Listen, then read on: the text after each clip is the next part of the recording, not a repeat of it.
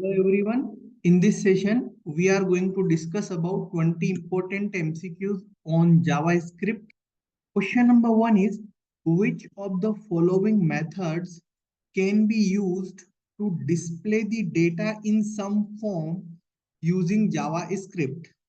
So you know that we have used many times document.write, one of the method to write or display the data, as well as we can use console.log for writing the data, and we can use window.alert for displaying data in some form over JavaScript. So the most correct option is all of the above. Option D is the correct answer for this question.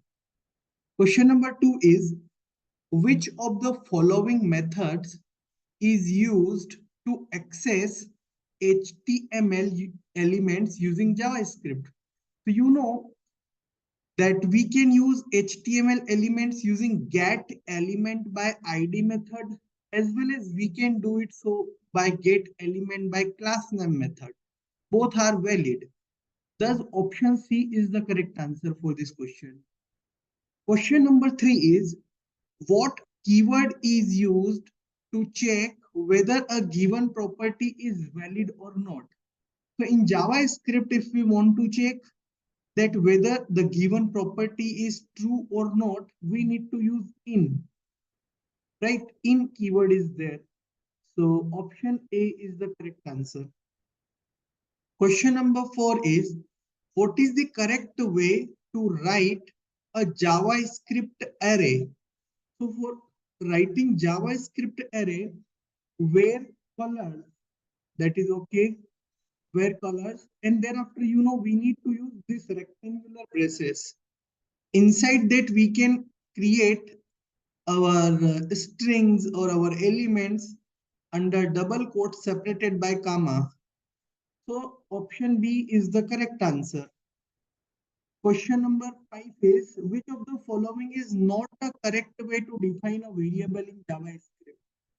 So we can define variable using variable x equals to 10. It is a correct method.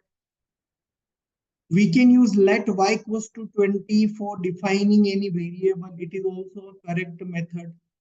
We can use const z equals to 30. It is also correct method for defining variable in JavaScript. And option D, define a equals to 40. It is not a correct way.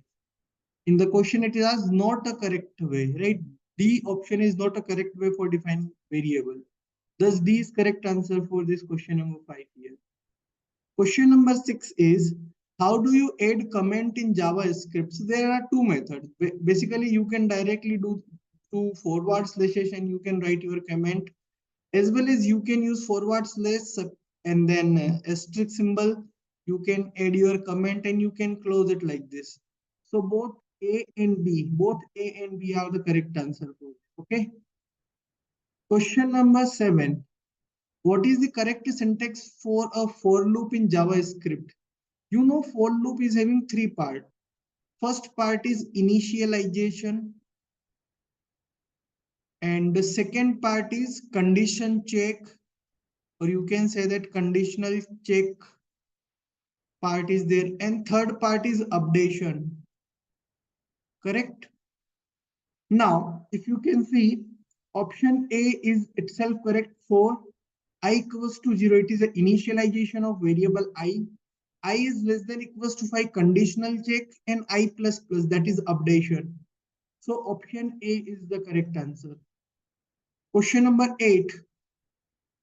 What is the correct way to include a JavaScript file in an HTML document? If you want to include any JavaScript file inside HTML document, you know, you need to use script tag. So B is incorrect. Script tag you need to use type equals to text or JavaScript under double quote, and thereafter you need to mention source. And source is nothing but the JavaScript file name under that folder. So option A is the correct answer for including any JavaScript file inside HTML document. Question number 9. What is the data type of a variable in JavaScript? So in JavaScript, the data type of a variable is dynamic. The data type of a variable is a dynamic. Thus, option D is the correct answer. Question number 10. What is the correct way to create a function in JavaScript? So if you want to create a JavaScript function, so you can create it using function. Thereafter, you need to give the name of function. So function and then name of the function, and you need to close it and thereafter parenthesis. This is a correct way. Function equals to no, it is not a correct way. As well as option D, where my function equals to function. It is also a correct way for creating any function inside JavaScript. You can define the function name and thereafter you can assign the value of function to it. So option A is also correct, C is also correct. My function, it is simple a calling function. It is not a correct way to create. So D is incorrect. So A and C both are correct answer here. Okay. Using both the methods, you can create a function in JavaScript. Question number 11. What is the correct way to write a conditional statement in JavaScript? Conditional statement. So you know for conditional statement, if I, and you need to compare here, I equals to 5. So this is assignment. We need to compare. Option C is the correct answer. Question number 12. How do you access the value of the third element in an array in JavaScript? So for accessing third element in an array in JavaScript, we need to write the name of array, my array. Let's say it is the name of the array, and thereafter we can use that particular element. As we are using 3, 3, it means that we are starting indexing from 1. So you can use like that. The name of array and thereafter defining the index of the element that we want to access. The option A is the correct answer. Question number 13. What is the purpose of this keyword in JavaScript? Why we use this keyword? Basically, this keyword in JavaScript used to reference the current object. Thus, option A is the correct answer. Question number 14. How can you use the spread operator to merge two arrays? In JavaScript, you want to merge two arrays. How can you use spread operator? So basically, a very simple method is there, where and thereafter the name new array on which you want to merge them, and thereafter just array 1 and comma separated by array 2. That is, option A is the correct answer. You have to write them inside rectangular braces. So option A is the correct answer for it. Question number 15. Which of the following is not a way to iterate over an object in JavaScript? So we can iterate over an object using for in loop, using for off loop, using for each method. But map is not method for iteration over object in JavaScript. The option D is the correct answer here. Question number 16. What is the difference between double equals to and triple equals to in JavaScript? So basically this double equals to, this operator is going to compare the values. They are going to compare the values. If we are going to use it 3 times, it is going to compare the values inside JavaScript, as well as it is going to get us the type of the variable. So it is going to check the type as well as going to compare the value. Correct. So option B is the correct answer. Double equals to will compare only values, whereas triple equals to will compare values and their type. Right? Question number 17. What is closure in JavaScript? So closure is a function basically that has access to variable in its parent scope. That is a closure, right? Option B is the correct answer. Question number 18. How can you check if a variable is an array in JavaScript? If you want to check whether a variable is array or not, basically there is a method array dot is array.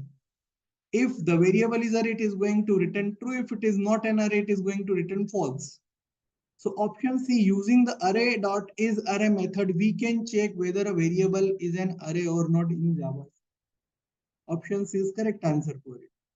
Question number 19. What is difference between null and undefined in JavaScript? So null is used to clear the value of a variable. It is a correct.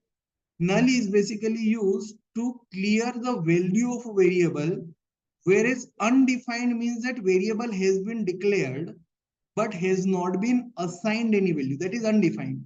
Declared but not assigned. And null is basically for clearing the value of variable. So option A is going to give us the correct explanation between the difference of null and undefined. And last question, question number 20. What is the role of prototype property in JavaScript? So the prototype property is used to inherit properties and methods from one object to another. The prototype property in JavaScript is going to inherit the properties and methods from one object to another. Option B is the correct answer. Okay. I hope all 20 questions are clear. Further, in any question, if you are having doubt or any confusion or any query, please feel free to ask. Thank you so much. Have a very nice day. Please subscribe and stay tuned with us for more such kind of lectures. Have a very nice day. Jai Hind, Jai Bharat.